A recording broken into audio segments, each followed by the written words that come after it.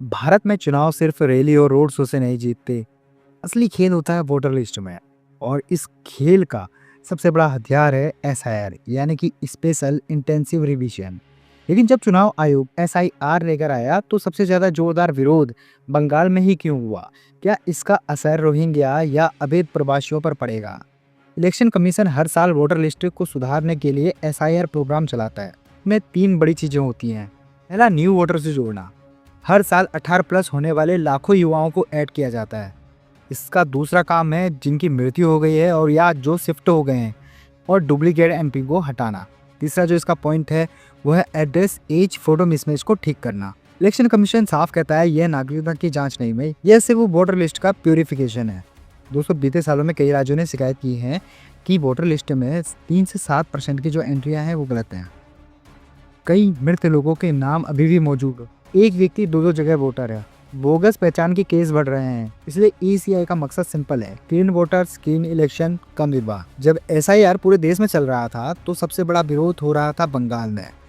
ममता बनर्जी सरकार ने कहा कि घर घर जाकर वेरिफिकेशन करना गलत संदेश देगा, बॉर्डर डिस्ट्रिक्ट्स में पैनिक बनेगा। बट ये और माइग्रेंट जो कम्युनिटी हैं वो डरेंगी, एनसीआर एनपीआर जैसा माहौल ना बने।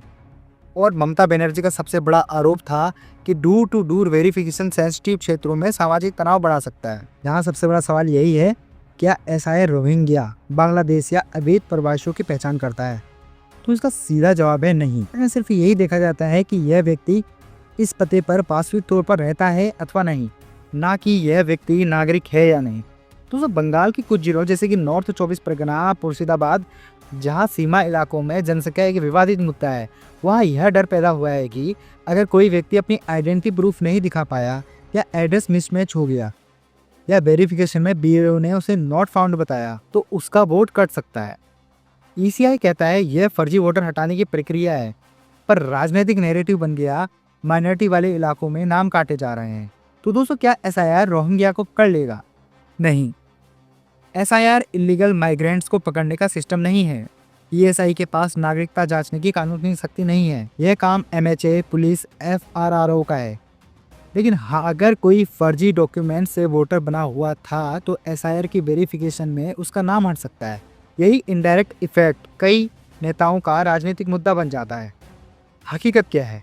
यह एक्सरसाइज चुनाव को साफ करने का तरीका है, लेकिन सेंसिटिव इलाकों में इसका राजनीतिक असर बहुत बड़ा होता है। तो कहानी यह है कि एसआईआर ना तो अवैध प्रवासियों को पकड़ने का टूल है, ना ही कोई नागरिकता की परीक्षा।